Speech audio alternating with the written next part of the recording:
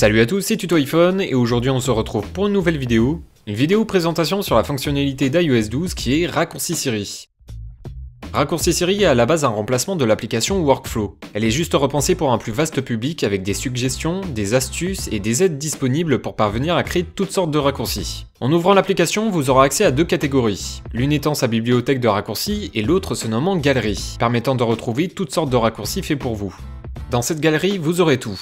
Plein d'exemples vous seront proposés pour que vous trouviez ce qu'il vous plaît facilement sans vous prendre la tête. Vous pouvez trouver des raccourcis par catégorie comme les logiciels essentiels, la catégorie de la matinée qui donne des petites astuces par raccourci pour bien débuter sa journée, les raccourcis rapides, la catégorie en vedette qui donne un aperçu de quelques raccourcis bons à savoir, pour Apple Music, pour la santé, le calendrier, et j'en passe, il y en a tellement que je peux pas tous les citer. Cette galerie montre plein d'actions que l'application Raccourci Siri peut gérer et les possibilités sont énormes, vous avez encore rien vu. Toutes les propositions depuis la galerie sont déjà préfaites, ce qui veut dire que vous aurez plus qu'à renseigner les informations nécessaires pour que le raccourci fonctionne. Par exemple, vous êtes intéressé par un raccourci présent dans cette galerie. Je souhaite me rappeler de quelque chose lorsque j'arriverai au travail. Pour cela, j'appuie sur « Obtenir le raccourci ». Ensuite, je définis le lieu auquel se trouve mon travail. Puis lors de sa validation, celui-ci sera ajouté dans notre bibliothèque. Comme vu précédemment, c'est ici que vous retrouverez tous vos raccourcis qui ont été créés. En appuyant sur les trois petits points situés en haut à droite de votre raccourci, vous aurez accès aux détails de son fonctionnement. Voilà comment se présente votre raccourci. Vous avez plusieurs actions possibles par étape. En première étape, nous avons une question qui est définie. Cette question sera le sujet de ce raccourci. Si l'on garde mon exemple, la question sera nécessaire pour insérer le rappel que je dois enregistrer. Passons à la deuxième étape, celle-ci propose d'ajouter ces informations sur le lieu de mon travail. Les informations sont donc nécessaires pour que le raccourci puisse donner le rappel par rapport au lieu demandé. Enfin, la troisième étape indique la création du rappel. Vous avez donc en titre la demande d'entrée que vous aurez effectuée lors de la première étape, des précisions sur le rappel et la liaison avec le lieu que l'on a défini depuis la seconde étape, et donc pour faire simple, ce raccourci est lié par trois étapes qui proposent en premier temps l'action du raccourci sur le sujet du rappel, les informations du lieu auquel se trouve le travail, et enfin la demande de création du rappel. Ceci étant un exemple de raccourci déjà préfait, il y a donc juste à renseigner les informations que l'on souhaite pour que celui-ci fonctionne. Mais vous pouvez aller beaucoup plus loin et on en parlera plus tard dans la vidéo. En haut à droite de l'écran se trouvent les réglages du raccourci. Vous pouvez modifier le nom du raccourci ainsi que son icône. Cela peut aller de la couleur, de la personnalisation du glyphe ou encore depuis une photo personnalisée. Ensuite, nous avons la possibilité d'ajouter ce raccourci à Siri. Cela permet d'ajouter une expression à Siri pour qu'il puisse reconnaître le raccourci et ainsi pouvoir l'exécuter.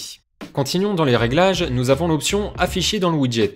Si vous laissez activer cette option, en allant dans la section des widgets, vous y trouverez votre raccourci facilement.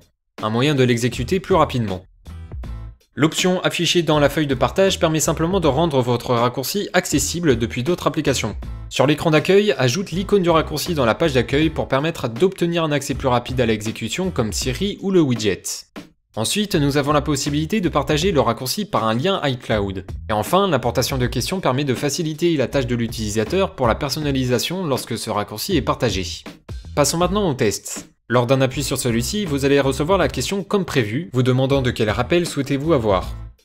Un appui sur la validation et 3 étapes du script seront terminées.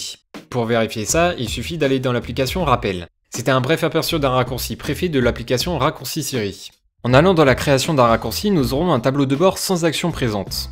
Pour le remplir, nous avons un large choix possible d'actions proposées. En premier temps, nous avons des suggestions d'actions possibles à réaliser. Des actions pour le calendrier, les contacts, la musique, les photos et vidéos et autres proposées. En appuyant sur la fonction de recherche, nous avons toutes les actions réalisables. Il y a les actions définies par catégorie comme les suggestions de Siri, par rédaction de script, par type de contenu comme les photos, la musique, les contacts, ou par applications qui sont compatibles avec les raccourcis Siri. Cela peut paraître compliqué à première vue, mais nous allons voir par la suite que c'est très simple d'utilisation. Pour ajouter une action dans votre tableau de bord, il suffit de sélectionner celle que vous souhaitez et ensuite de l'insérer. Certaines options auront besoin d'informations comme dans cet exemple. Un ordre d'action est défini en partant du haut vers le bas. Vous pouvez donc insérer plusieurs actions et y déterminer dans quel ordre elles seront exécutées.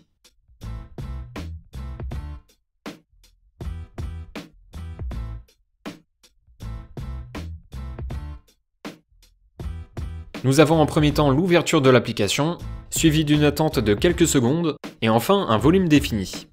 On va commencer avec un exemple de raccourci que j'ai réalisé. Je l'ai nommé Anniversaire YouTube.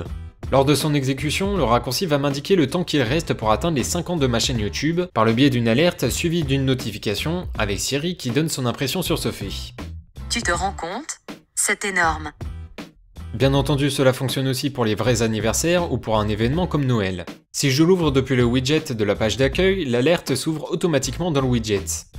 De plus, je peux appeler Siri et lui parler avec mon expression que j'ai définie à ce raccourci, et Siri l'exécutera. Voyons maintenant comment le raccourci est créé. En premier temps, j'y ai défini une date. Elle est configurée pour déterminer la future date de l'anniversaire de ma chaîne YouTube. Ensuite, nous avons la demande d'information pour obtenir la période entre la date actuelle et la date de l'anniversaire. L'option en durée totale y est définie, mais nous pouvons avoir un aperçu par seconde, minute, heure, etc. Nous avons donc nos informations essentielles sur les dates et nous pouvons ainsi placer une variable se nommant YouTube. Cette variable va permettre d'assembler ces deux actions en une seule et permettre ainsi d'en définir par un nom. Nous allons voir son utilité par la suite. Nous pouvons ajouter une action comme vibrer l'appareil pour donner une petite sensation lors de son exécution. Enfin, passons à la notification. L'action afficher la notification donne la possibilité d'y insérer le titre que l'on veut ainsi qu'un message d'information. C'est là où ça devient intéressant, dans mon exemple j'y ai inséré la variable YouTube créée précédemment. Cela permet donc de donner à cette notification une nouvelle action pour l'ajout d'informations sur le résultat donné à cette variable. Et vous pouvez aussi faire sonner la notification ou la rendre silencieuse. On continue avec un texte que j'ai positionné. Ce texte est relié à une énonciation. Ces deux actions permettent à Siri d'énoncer ce texte. L'ordre des actions est aussi importante car si nous le changeons, Siri va énoncer l'information de la notification et non le texte souhaité. À ne pas confondre avec l'alerte qui n'est pas encore créée et on va donc y arriver. Donc par la suite, l'action de la création d'une alerte est donnée avec un titre que nous pouvons tout aussi bien laisser vide, que ce soit pour le titre que pour le message. Enfin, on peut déterminer une action comme sortir du raccourci, même si dans ce contexte-là, cela ne servira pas à grand chose. Et voilà, notre raccourci est créé. Prenons un deuxième exemple. J'ai créé un raccourci permettant d'avoir une exécution de plusieurs actions pour gagner de la batterie si l'appareil est dans un état critique de type 1% de batterie. Quand j'ouvre le raccourci, celui-ci me demande si je souhaite vraiment activer le mode. Si j'appuie sur le bouton annuler ou que je réponds non, le raccourci ne se lancera pas. A l'inverse, si je réponds oui, voici alors ce qui se passe. Mon écran obtient une luminosité la plus basse possible, je me retrouve avec une alerte me demandant si je souhaite garder ou non les données cellulaires. En appuyant sur oui, je reçois une alerte indiquant le pourcentage de batterie qui me reste, je reçois une notification m'indiquant que le mode est activé, et si je regarde dans le centre de contrôle, je vois que le mode ne pas déranger est activé, que tout est désactivé mis à part les données cellulaires comme demandé en alerte, ainsi que le mode économie d'énergie activé. Passons au tableau de bord. Beaucoup d'étapes ont été réalisées, mais en réalité c'est très simple. En premier temps, j'ai défini une vibration de l'appareil. Ensuite, j'ai demandé une entrée. Une question est posée et le type d'entrée est du texte. L'action si est positionnée pour définir l'exécution du retour de la réponse. Je précise qu'en entrée, la valeur doit contenir le mot oui. Si c'est le cas, cela désactive le Bluetooth, la luminosité, le Wi-Fi, active le mode ne pas déranger et le mode économie d'énergie. Cela demande ensuite si vous souhaitez garder les données cellulaires par le biais d'une action par menu, qui incite donc à appuyer sur l'une des deux options. Si oui, alors les données cellulaires s'activeront, et inversement si la réponse est non. Cela met un terme aux actions vues ci-dessus, et on peut donc passer à la suite, à savoir l'action pour obtenir les informations sur la batterie, et ainsi permettre de relier cela à une alerte pour les afficher. La variable sur l'obtention de la batterie est alors ajoutée à une phrase pour une meilleure immersion. Enfin, on configure l'affichage de la notification qui permet d'indiquer, dans notre cas, que le mode est dorénavant activé. On termine avec les deux dernières actions qui terminent le raccourci si l'utilisateur a mal répondu lors de la première question sur l'activation du mode. On continue sur 5 exécutions de raccourcis que je souhaite vous montrer pour visualiser les énormes possibilités que nous avons. On va commencer par le raccourci de switch entre le Wi-Fi et la 4G. En l'exécutant, les données cellulaires sont remplacées par le Wi-Fi et inversement si on appuie de nouveau.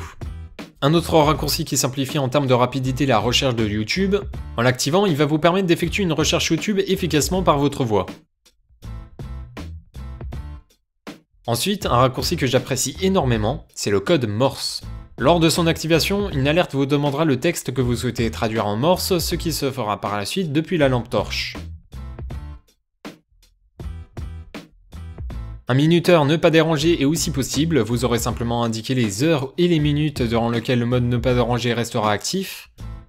Et enfin, un raccourci qui permet d'envoyer un message à plusieurs personnes différentes, sans avoir à créer une discussion en groupe.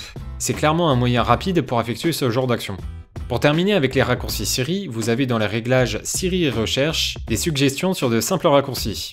Les suggestions vous sont proposées au fur et à mesure de l'utilisation que vous avez sur votre appareil iOS. Vous pouvez obtenir tous ces raccourcis en description de vidéo. N'hésitez pas à me dire si ce genre de raccourci vous plaît et si vous en souhaitez plus pour que je puisse vous en faire découvrir. Et voilà, c'était Tuto iPhone, j'espère que la vidéo vous aura plu. Si c'est le cas, n'hésitez pas à laisser un petit like ou la partager si vous le souhaitez. Vous pouvez aussi laisser un commentaire. Je vous laisse, à la prochaine, salut salut!